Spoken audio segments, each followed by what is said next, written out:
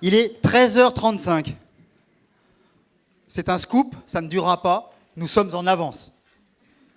Mais nous sommes en avance pour l'écriture du livre, nous sommes en avance pour le colloque, nous sommes en avance parce que la société bouge, avance. Est-ce qu'on ira aussi vite qu'elle? On va le voir. Ça sera une des occasions de cet après-midi. D'abord, Véronique Suissa, sans qui rien n'aurait été possible, va démarrer tout simplement. Le côté, vous avez vu un peu la répartition, il y a les gens très sérieux qui sont là, et puis d'autres un peu... Voilà. Donc à vous, chère Véronique. Bonjour à tous et merci d'être parmi nous pour cette toute première, pour ce premier colloque. Donc c'est à nous que revient l'honneur d'ouvrir ce colloque et croyez-le, on en est absolument ravis.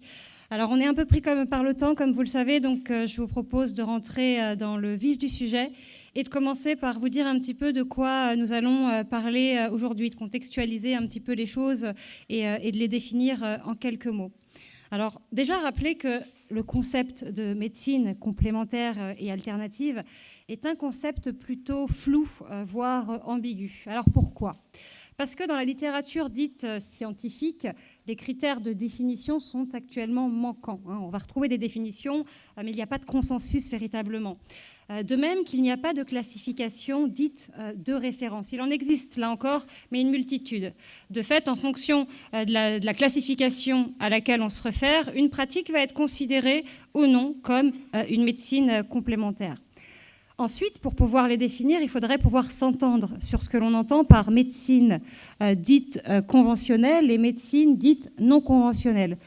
Démarche qui apparaît quand même un petit peu complexe, notamment de par un mouvement d'intégration de ces pratiques dans notre système de soins. Et puis enfin, notons également le pluralisme terminologique. À leur égard, on les appelle indistinctement médecine douce, parallèle, holistique, non conventionnelle, complémentaire, alternative, avec également une confusion entre la complémentarité et l'alternativité. En outre, on ne parlera pas aujourd'hui de la définition, on pourrait carrément en faire un débat et un colloque à part entière. Nous dirons simplement qu'on parlera aujourd'hui d'un ensemble de pratiques hétérogènes dont les conceptions de la maladie, de la prise en charge se distinguent de notre médecine dite de référence.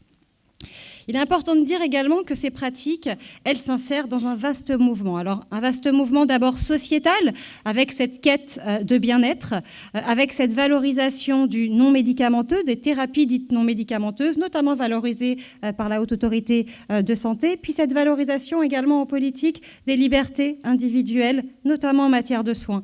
Et ces éléments-là ont ouvert la brèche, ont contribué à l'essor des médecines dites complémentaires et alternatives. Et c'est dans cette optique que nous questionnerons la place de ces médecines complémentaires et alternatives dans la politique nationale de santé.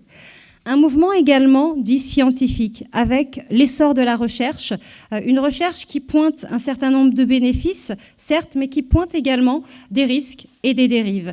Et c'est dans cette perspective que nous aborderons cette question particulièrement sensible de l'évaluation de ces pratiques et de leur impact pluriel sur la santé.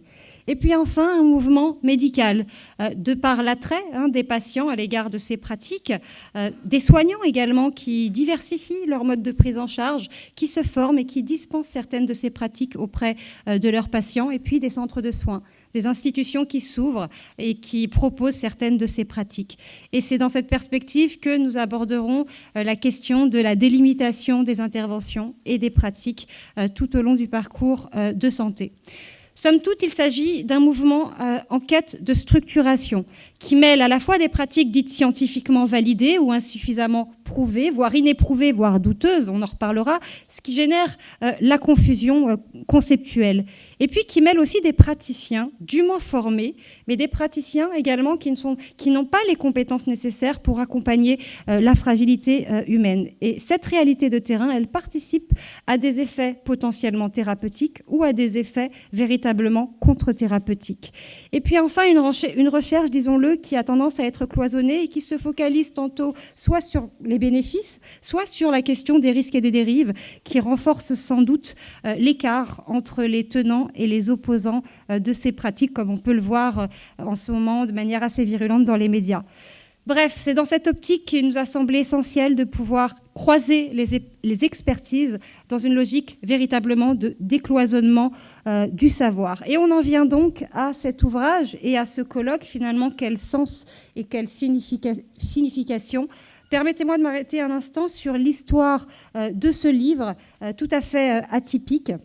Alors initialement, avec Serge Guérin et Philippe de Normandie, nous avions en tête de pouvoir rédiger un petit guide universitaire dédié donc à un public scientifique à trois, en se disant qu'avec un psychologue, un sociologue et un médecin, nous représentions une forme de pluridisciplinarité évidemment réduite. Et puis on s'est dit quand même qu'il serait bien plus riche de pouvoir solliciter l'expertise d'experts, et c'est dans cette perspective que nous avons sollicité d'abord une trentaine d'experts, en se disant que peut-être dans quelque temps nous aurions des réponses de ces experts. Et finalement, en l'espace d'une semaine ou 10 jours tout au plus, les 30 experts nous ont répondu par la positive avec un véritable engouement. À partir de là, on s'est dit qu'il y avait peut-être quelque chose à repenser, à changer dans notre façon de concevoir ce projet. Et c'est comme ça que nous sommes dit qu'il serait important de l'élargir et de rendre accessibles ces données au grand public.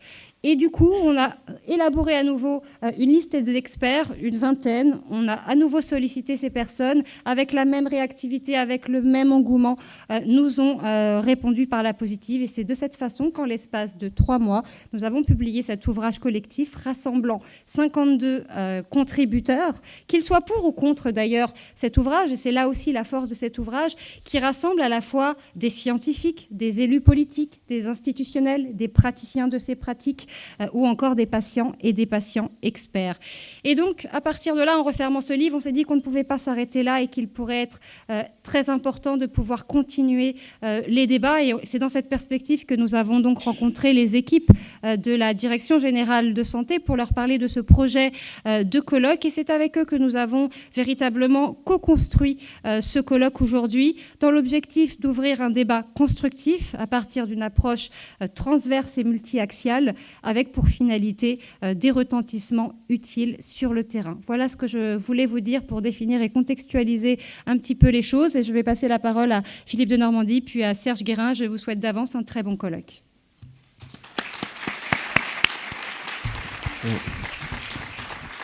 Merci beaucoup.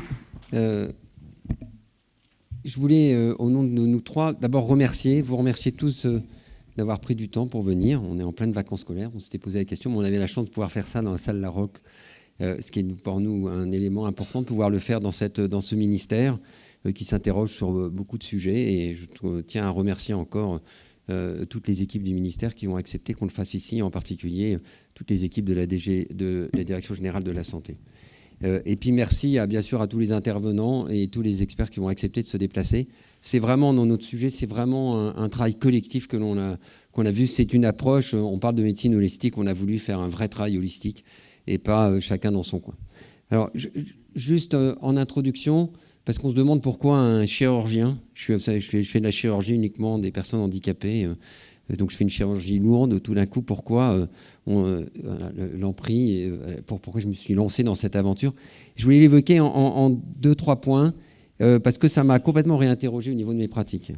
D'abord, effectivement, en s'occupant de personnes handicapées à Garches, j'ai quelques collègues dans la salle, on sait bien qu'au-delà de nos pratiques, nos patients ont besoin de beaucoup d'autres choses. Je prends un exemple qui m'a toujours frappé, ça fait 20 ans que je vois les gens fumer le cannabis à Garches en disant « enfin, on arrive à gérer nos douleurs ». Je prends cet exemple pour vous dire qu'à un moment donné, on est obligé d'ouvrir nos chakras et de réfléchir différemment. Ensuite, j'ai eu l'occasion, parce que j'étais directeur général adjoint de Corian, de m'intéresser à toutes les pratiques pour arrêter de médicaliser à outrance, entre guillemets, la vieillesse, et qu'on s'est rendu compte qu'on avait des possibilités intelligentes, complémentaires, et qu'il y a eu beaucoup d'études qui ont montré leur efficacité, et je reconnais que ça m'a également beaucoup réinterrogé dans les pratiques. Et puis enfin, j'ai eu l'occasion de travailler, on a fait un gros sondage avec NES et Odoxa, pour essayer de mieux comprendre, vous avez tout ça dans le livre, pour essayer de mieux comprendre quels étaient exactement les besoins. Et en fait, on se rend compte, là encore, que les chiffres sont sans discussion. C'est-à-dire qu'on sait qu'il y a près de 2/3 des Français qui ont, d'une façon ou d'une autre, utilisé ce genre de médecine, ou en tout cas d'activité, que beaucoup de professionnels le font. Mais ce qui nous a frappé dans toutes ces études, c'est qu'on est dans une espèce d'omerta absolument insensé, c'est qu'on n'ose pas en parler. Et donc vraiment, ce qu'on voulait, et donc encore merci, même si on ne va pas pouvoir avoir en permanence des questions, Serge nous rappellera les règles du jeu, on ne va pas pouvoir faire du ping-pong, questions-réponses, mais vous verrez, la variété des interventions montre bien que notre objectif, c'est de pouvoir se dire qu'on le fait de façon honnête, on est capable collectivement, honnêtement, de mettre ce sujet sur la table, qui est une vraie réalité, dans lequel il y a des vrais progrès à faire. Et c'est vraiment dans cet esprit qu'on a essayé de complètement construire ce colloque. Et encore merci à tous les experts qui ont accepté de venir se mobiliser autour. Vous voyez pourquoi on s'est dit qu'il ne pouvait pas y avoir que des personnes autour des sciences humaines, qu'il était bon d'avoir, entre guillemets, des vrais médecins pour aussi avoir ce regard-là. Et vraiment, le jeu, c'était cette idée de regard croisé qu'on verra tout au long. On est, tu l'as rappelé, on est ici dans la salle Pierre Laroque. Pierre Laroque, c'est l'inventeur de la sécurité sociale. Le programme du Conseil national de la résistance s'appelait les Jours heureux.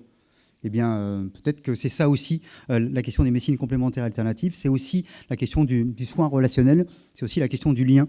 Et donc, d'une certaine manière, c'est aussi la question que l'on soit malade ou pas malade, que l'on soit dans une démarche de prévention ou d'action. En tout cas, c'est aussi comment, finalement, ma vie est meilleure, comment on fait en sorte que, de soi-même, on arrive à trouver des pistes qui permettent justement d'avoir des jours plus heureux, plus joyeux, plus faciles à vivre. Et en fin de compte, c'est un peu ça, ce qui se passe derrière.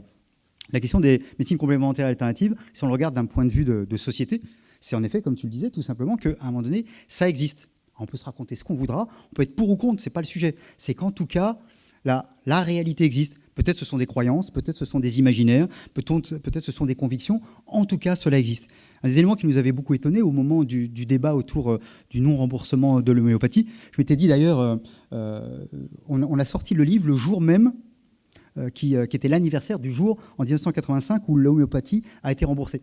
On s'est dit, il n'y avait pas eu vraiment de réflexion le jour où on a décidé de rembourser l'homéopathie. Il n'y a pas eu plus de réflexion le jour où on a décidé de dérembourser l'homéopathie. Mais la réflexion qu'on peut avoir, c'est que globalement, 80% des Français utilisent d'une manière ou d'une autre cette homéopathie-là. Alors, avec des gains ou pas des gains. Moi-même, à titre personnel, j'ai utilisé longtemps pour essayer de ne pas perdre mes cheveux. L'efficacité a été moyenne. Très, très moyenne. Mais je n'ai pas perdu espoir. Et on peut trouver pour d'autres choses. J'allais d'ailleurs déjà, j'étais enfant, au dispensaire Hahnemann, qui existe toujours. Et bon, mais ça peut marcher sur telle chose, et puis ça ne marchera pas nécessairement pour telle autre. Mais c'était ça aussi. Ce qu'on voulait, c'était aussi de montrer la diversité des situations. Un patient égale pas un autre patient. Un être humain égale pas un autre être humain. Une démarche de soins n'égale pas une autre démarche de soins. Ce qu'on voulait prendre en compte, cette pluralité des situations. Et puis peut-être aussi que l'essor, l'engouement pour ces médecines complémentaires et alternatives, Véronique nous a bien dit combien même le schéma était un peu informel. Les définitions ne sont pas les mêmes. Certaines personnes disent qu'il y en a 60, d'autres disent qu'il y en a 400, bon, et ainsi de suite. Mais c'est aussi que derrière tout cela, c'est peut-être aussi tout simplement la recherche à tâtons, pas facile, d'une société ou des gens dans la société de redevenir auteurs de leur démarche de soins. Finalement, on me dit, le médecin, le corps médical me dit telle ou telle chose, mais moi j'ai besoin aussi, peut-être pour retrouver l'estime de soi, peut-être pour retrouver un équilibre, peut-être pour trouver un équilibre dans le déséquilibre. En tout cas, j'ai besoin aussi de me dire, je peux être moi-même auteur d'une partie de ma démarche de soins. Et donc derrière ces questions de MCA, c'est aussi finalement quelque chose qui interroge notre société, mais aussi notre procédé démocratique, nos modes de choix. Et là aussi, les modes de choix, ils ne sont pas équivalents pour tout le monde. Et l'honneur d'une société, d'une certaine manière, c'est d'arriver à accompagner, encadrer des choix différents, dès lors que, justement, c'est pour ça qu'il y a aussi des gens qui sont contre, c'est pour ça que ce n'est pas un manifeste pro-médecine complémentaire alternative, ce n'est pas une après-midi pro-médecine complémentaire alternative, c'est une après-midi, un livre de réflexion. Parce que, vous savez, c'est Louis Althusser disait l'idéologie, c'est quand on a les réponses avant les questions. Nous, le bouquin, comme cet après-midi, c'est d'abord pour se poser des questions et pour apporter un certain nombre de réponses. Et les différents intervenants apporteront leurs propres réponses qui seront elles-mêmes interrogées.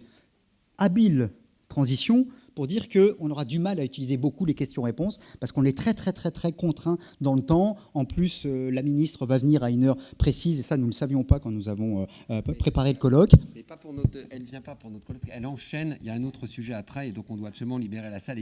Non, c'est parce que tu pouvais faire une confusion. C'est le prochain colloque où elle doit venir. On pouvait rester... On sort toujours de l'ambiguïté à son détriment, disait le cardinal de Retz. On pouvait rester un petit peu entre les deux en disant que peut-être que finalement elle avait décidé de s'engager beaucoup plus fortement. Mais En même temps, il y a quand même des engagements. Philippe, on a parlé de l'homéopathie, qui là était plutôt un recul, d'une certaine manière, mais aussi, il y a quelques semaines, il a été dit que pour les personnes touchées par le cancer, l'utilisation de médecine et autres pouvait être soutenue, pouvait être remboursée. Et il y a quelques jours, la question du cannabis thérapeutique dont tu as parlé très rapidement, il commence à y avoir une expérimentation. Donc on voit que là aussi, les choses bougent, on voit que tout ça n'est pas monolithique, c'est pas le haut contre le bas. C'est le bas qui bouge et le haut qui, d'une certaine manière, peut-être évolue aussi et peut-être n'a pas le choix parce que quand la société du bas bouge, elle fait aussi bouger la société du haut. C'est aussi comme ça que marche une démocratie. Alors je vais m'arrêter là pour cet élément-là. On va dire qu'encore une fois, il est 13h51, donc on est dans les temps. C'est merveilleux. On va passer donc à la première table ronde. On peut, avant, ce qu'on va faire un truc, c'est on va tous s'applaudir parce qu'on est présents. Et s'applaudir, c'est faire de l'exercice physique. Et c'est pas... bleu qui nous en... Et voilà, exactement. Je veux dire que c'est pas Jean-Michel Ricard qui va intervenir tout à l'heure, qui me dira le contraire. Faire de l'activité physique positive et optimiste, c'est aussi une autre manière de s'adapter à la société. Donc on s'applaudit tous d'être venus là.